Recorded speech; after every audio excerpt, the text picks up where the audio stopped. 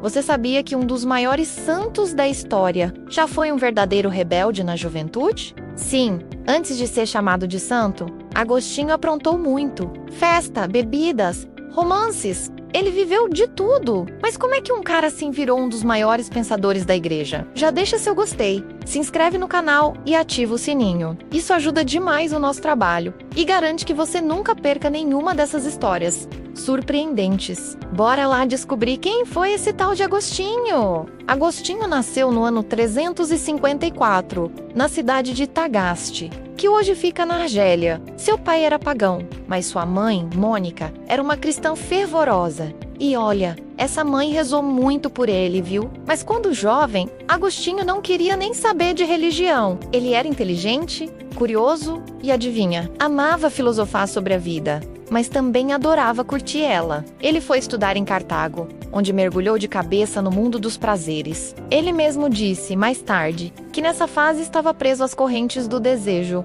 Uau, sim! Mesmo sendo festeiro, Agostinho também era um nerd filósofo. Ele lia Platão, Cícero, Aristóteles, entre outros grandes pensadores. Chegou até a entrar numa seita chamada maniqueísmo, que acreditava numa eterna guerra entre o bem e o mal. Mas tinha um detalhe: ele nunca ficava satisfeito com as respostas, sempre buscava algo a mais, como se tivesse um buraco no coração que nada preenchia. Aos 30 e poucos anos, Agostinho foi para Milão, na Itália, e começou a ouvir os sermões de um bispo chamado Ambrósio. Diferente dos outros, Ambrósio usava a filosofia para falar de Deus, e isso chamou muito a atenção de Agostinho.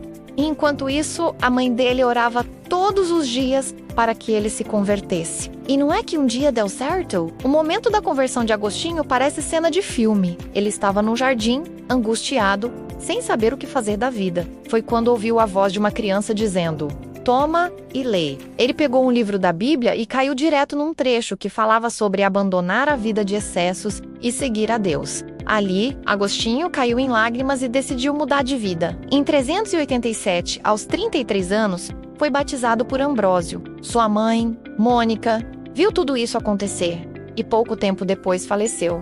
Feliz da vida por ver seu filho finalmente na fé. Depois da conversão, Agostinho não parou mais. Ele virou padre, depois bispo de Hipona, e começou a escrever muito. Suas obras falam de amor, pecado, alma, tempo, verdade e até de política. As mais famosas são Confissões, onde ele conta tudinho da sua vida, até os pecados mais cabeludos. A Cidade de Deus, um tratado filosófico e teológico gigante que influenciou a Idade Média inteira. Agostinho acreditava que o ser humano tem um vazio que só Deus pode preencher, e dizia que a busca pela felicidade passa necessariamente por encontrar a verdade com V maiúsculo: Deus. Agostinho teve um filho fora do casamento chamado Adeodato, que significa dado por Deus. Além disso, ele brigava com as heresias da época, escrevendo textos afiadíssimos contra elas. Mesmo com tanto estudo, ele sempre dizia que só ama verdadeiramente quem ama a verdade. A famosa frase "tarde te amei",